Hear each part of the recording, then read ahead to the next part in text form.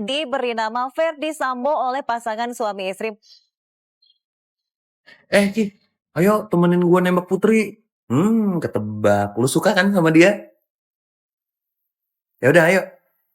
Put. Gara-gara lu gue jadi tersangka dulu. Lo juga.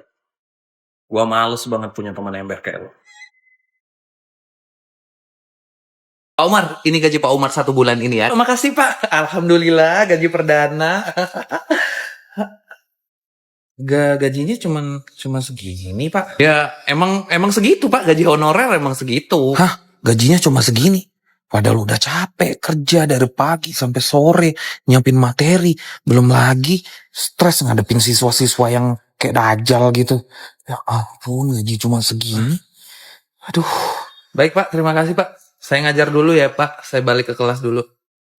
Assalamualaikum, selamat pagi semuanya. Kita mulai belajar ya. Buka halaman 32. Iya tahu kok, kemarin kan meledak kan gardu listrik di sana. Iya, orang pada lari. Kamu yang berdua itu nggak usah ribut-ribut terus ya. Mau belajar nggak kalian? Iya Pak. Ih Bapak jangan marah-marah dong, nanti nggak ganteng lagi loh. Ya udah, yang lain jangan ribut ya, kita belajar aja. Kamu juga. Gimana mau bagus nilai kamu kalau kelakuan kamu kayak gitu, ha? Maaf Pak, saya telat. Ini apa lagi? Mending kamu keluar aja kalau kayak gini. Kamu tuh nggak niat, tahu nggak? Ya kok gitu sih Pak? Kalian ini ya dibaikin selama ini malah ngelunjak kalian. Ingat, kalau besok di pelajaran saya nggak mau ada yang ribut, saya nggak mau ada yang telat. Ih Pak Umar kok jadi kayak gini ya? Iya loh, padahal kemarin nggak kayak gini, kok jadi galak ya? Nah itu, kenapa ya kok bisa jadi galak? Jalanan Myanmar kok banyak darah gini? Jangan-jangan. Bukan darah itu. Itu tuh leher kita makan sirih. Nah gitu makanya merah-merah nih. Nih kalau mau sirihnya juga. Lu kok jorok banget sih? Lah, lu kok malah sarungan sih? Ini longyi, kain khas Myanmar. Sarung itu. Tapi cara pakainya beda. Jadi pokoknya sarung tempat gua. Terus kita mau kemana nih? Kita bakal ke Sweda Gonpaya, pagoda gitu. Oh enggak, pasti panas. Ini pagoda emas, beneran dilapisin emas. Terus di atasnya tuh ada 5.000 berlian. Yang paling gede berliannya 72 karat, yang paling atas. Ayo, gas. Siapa tahu dapat 1 kan berliannya di sana. Naik apa kita ke sana nih? Naik kereta.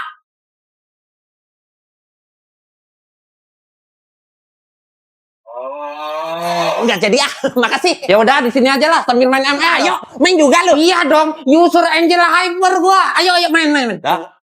Indonesia dulu kan banyak jamu ya. Bumbu. Iya, bumbu. Nah, itu gua suka banget tuh. Makanya gua jajah dia. Lu kebangetan lu. Jajah gua sampai 350 tahun. Makan genjer gua tiap hari. Jangan sembarangan fitnah dong. Gua enggak jajah segitu. 350 tahun. Cuma 142 tahun. Ya di buku pelajaran gua gitu. Biasaan tahu kayak gitu. Fitnah.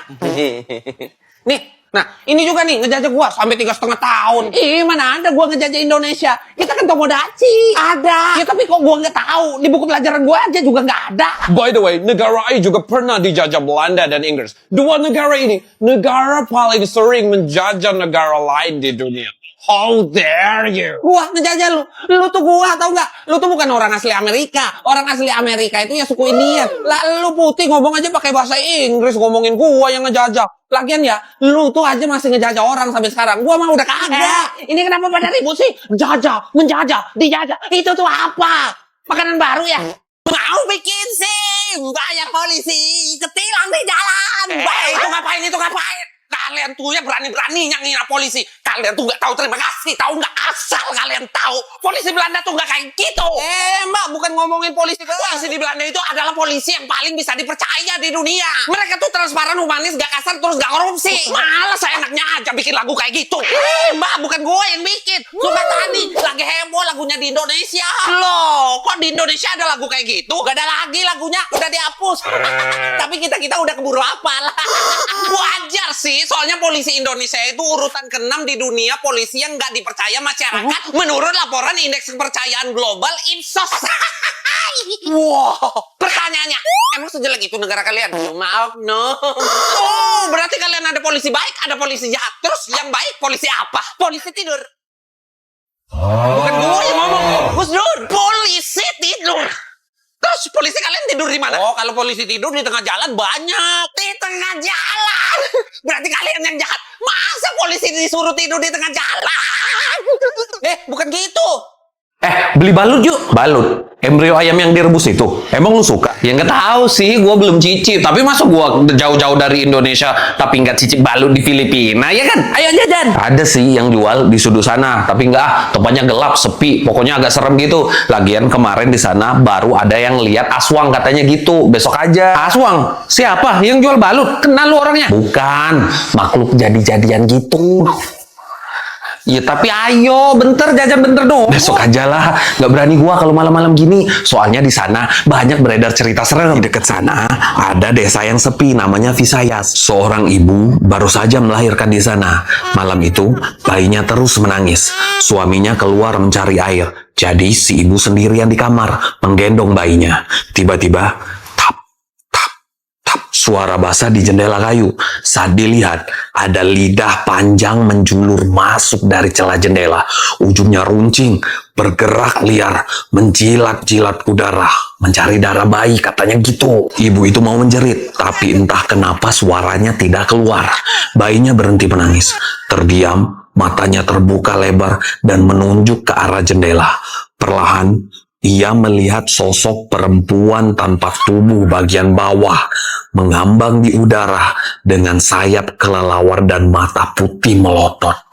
Darah menetes dari mulutnya. Keesokan harinya, warga menemukan bayi itu menghilang dan di lantai kamar hanya ada bercak darah dan bau amis yang menusuk hidung. Kalau kamu dengar sayap di atas, jangan buka jendela. Aswang belum kenyang. Kok kayak kuyang ya? Kayaknya sih. Wah, suara apa nih? Aswang nih, jangan-jangan. Loh, kok suara bayi? Suaranya berhenti. Gawat nih, gawat kenapa? Jangan-jangan lagi ada penanggal. Penanggalan apaan? Itu hantu wanita di Malaysia. Siang dia itu wanita biasa, tapi kalau malam dia kelayapan gitu. Serius, banyak cerita horor tentang penanggal di sini. Di sebuah kampung tua di pinggir hutan, tinggal seorang bidan tua bernama Mak Sena. Dia sudah membantu persalinan puluhan tahun lamanya. Tapi belakangan ini, banyak bayi lahir tanpa tangisan. Dan keesokan harinya, malam itu, Mak Sena dipanggil ke rumah seorang ibu muda yang akan melahirkan. Tapi saat ia tiba, kampung terasa sunyi sekali. Ketika ia masuk ke rumah, ia merasa hawa dingin menusuk tulang. Bayi lahir dengan selamat. Tapi tiba-tiba terdengar bunyi sesuatu terbang di atas atap rumah itu. Seperti kain basah yang diseret. Mas Sena langsung sadar. Penanggal datang. Ia menyuruh keluarga itu menaburkan daun mengkudu dan bawang putih di jendela. Tapi satu jendela tertinggal terbuka. Dan dari celah itu muncul kepala wanita dengan mata membelalak, gigi taring menganga, dan isi perutnya menjutai-jutai. Bayi dalam ayunan langsung menangis keras. Lalu diam. Mak Sena sempat membaca ayat suci, tapi tubuhnya mendadak kaku seperti dipaku ke lantai. Ia hanya bisa melihat penanggal itu menjulurkan lidah panjangnya, menjilat pipi bayi, lalu melayang pergi dalam kabut malam. Keesokan paginya, bayi itu sudah tiada, dan Mak Sena menghilang tanpa jejak. Di langit-langit rumah itu hanya tersisa tetesan darah dan bekas jantung kecil yang seakan pernah berdenyut di sana. Serem banget. Untung cuma cerita. Tapi di Indonesia juga ada hantu yang kayak gini. Namanya kuyang. Di Thailand juga ada. Namanya kerasu. Kalau ini cuma cerita, nggak mungkin di negara lain juga ada. Apa mungkin beneran ya? Hewan nasional Indonesia burung Garuda kan ya? Kenapa semua orang ngiranya burung Garuda sih? Hewan nasional Indonesia itu cuma simbol doang. Aslinya tuh elang Jawa. Kalau hewan nasional Indonesia itu komodo. Sama kayak bendera lu kan, butan, naga tuh. Tapi kan hewan nasionalnya nggak naga kan? Ya kali naga. Hewan nasional kita tuh takin. Nah, kalau Paraguay apa tuh? Oh, hewan nasional negara gua itu ya nyamuk.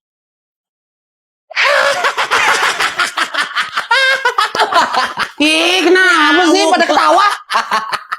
Ya iyalah, masa nyamuk kayak nggak ada hewan lain aja. Masih mending gua nyamuk, hewannya ada. Tuh, tanya tuh sama orang Wales tuh, hewan nasionalnya hewan apa? Kenapa emangnya? Tanya aja, coba. Ya udah, hewan nasional lu apaan sih? Hewan negara gua, naga merah. Waduh, naga beneran, Cok. Nah, lu mangus lu.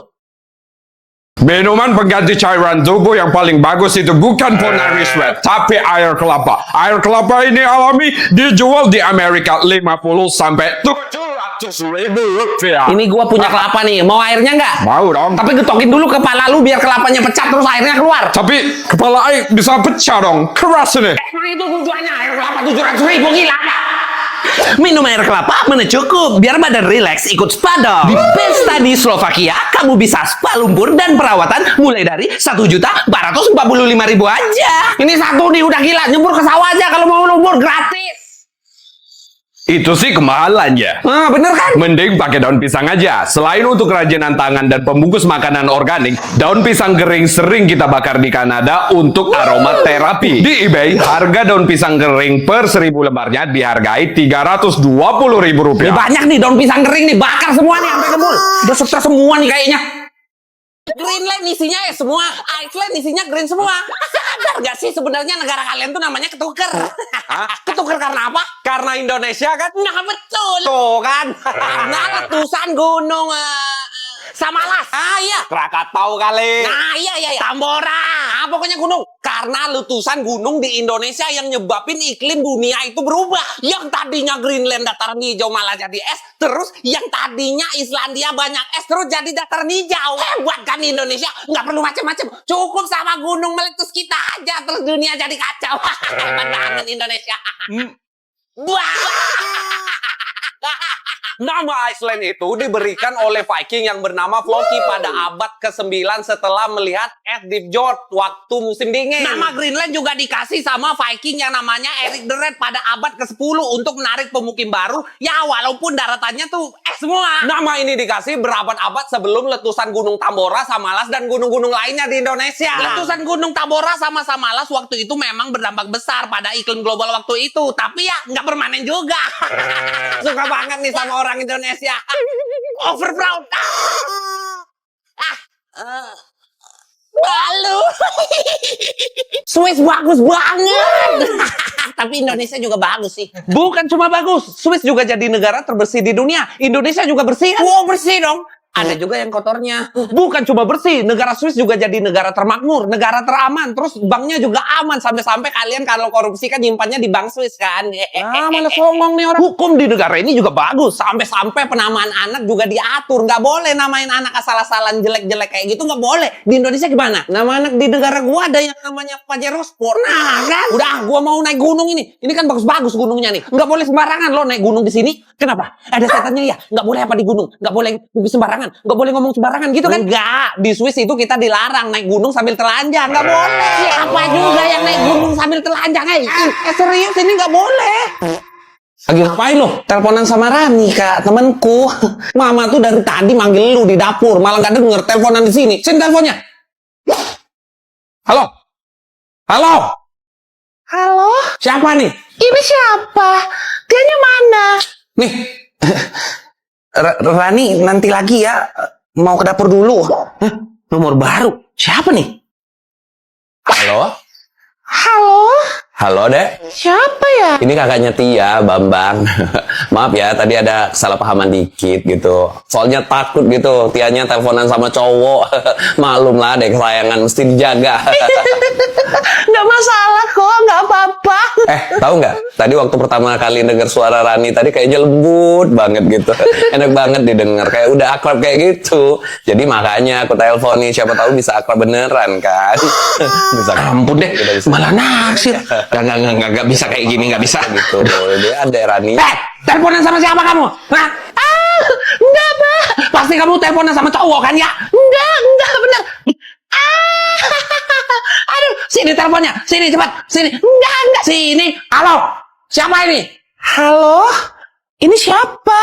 Ini kakaknya Rani.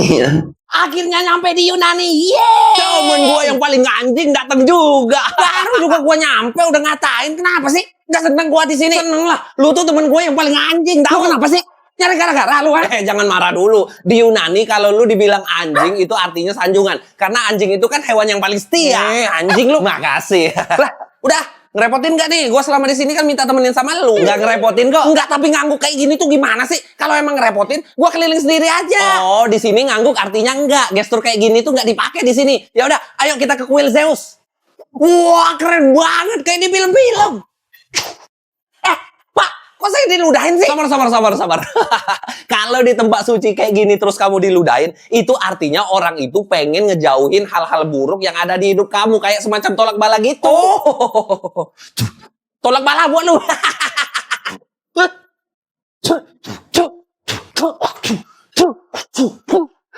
Anjing lu. Makasih. Lah.